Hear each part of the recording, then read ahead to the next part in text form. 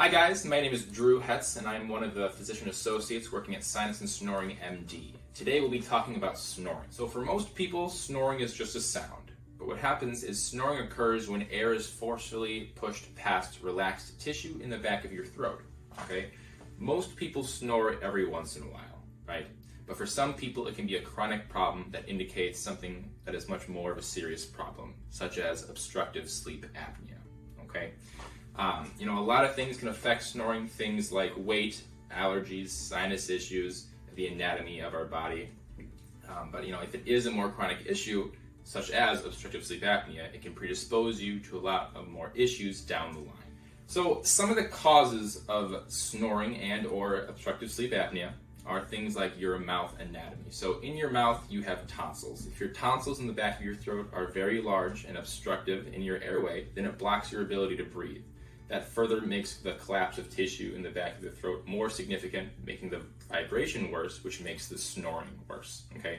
Now the question is that obstruction in the back of your throat enough to actually deprive your body and organs of oxygen throughout the night while you sleep? That's obstructive sleep apnea, right? Now this is an issue that's going to really affect you tomorrow, but over the course of many, many years, meaning 30, 40, 50 years of this is when it can predispose you to things such as high blood pressure, diabetes, strokes, lung disease, heart rhythm problems, all these kind of things that would otherwise be preventable if properly treated, okay? Other things that can make it worse in the back of your throat, the uvula, which is that dangly thing that hangs in the back of your throat, if that's large and obstructive, then that can also further block your airway.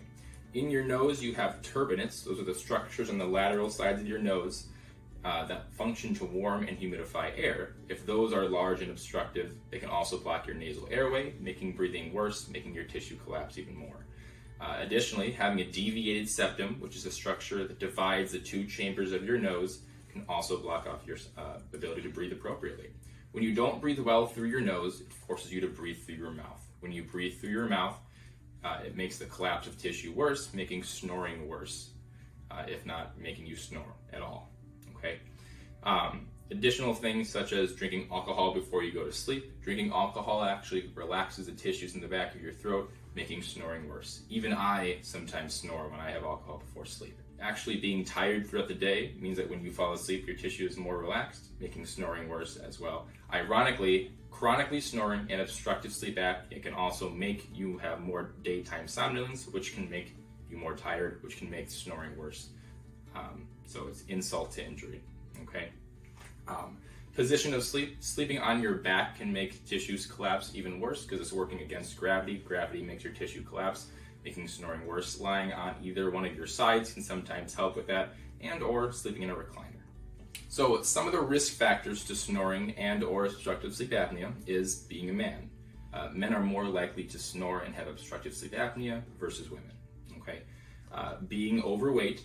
Individuals who are overweight usually have more tissue in their neck. Now, it doesn't necessarily have to be fat tissue that is causing the neck to be narrow, but it can also be muscle, right? So if you're a large bodybuilder, muscle doesn't only collect where we see it, but it also collects in our neck, which can make the airway narrow, which can make snoring or that obstruction in your airway even worse, okay? We talked about alcohol already and other nasal problems. The reason that allergies make nasal breathing worse and snoring worse is that allergies cause swelling in your nasal tissue, which can make it harder to breathe through your nose, which again makes you breathe through your mouth. Okay. Family history can be involved with snoring and obstructive sleep apnea, usually due to lifestyle and body anatomy and things like that. But that's not as well understood. As far as complications of snoring and obstructive sleep apnea, right? It can often cause you to have daytime somnolence, right? And if you're tired throughout the day, then it can lead to poor concentration. It can lead to risks of potentially falling asleep behind the wheel. It can also, like we said, predispose you to a lot of health conditions. One of the most common ones being high blood pressure, right? So having it treated appropriately can help mitigate many of those issues. Okay. In kids and adults as well, having obstructive sleep apnea can make your concentration a lot worse. And yes, you can also have it as a child, which is one of the common misconceptions. One of the things that is important with all of this is knowing somewhere that you can go that you can have things appropriately treated, right? So for treatment for sleep apnea and snoring, depending on which one is more of your concern, something sometimes to open up the nose, get you better breathing through your nose, can improve snoring, okay? If you have very large tonsils, tonsils can be removed or reduced in size. You can actually remove the uvula in the back of your throat if need be. Other non-surgical options include using a mouth guard to pull the tongue forward.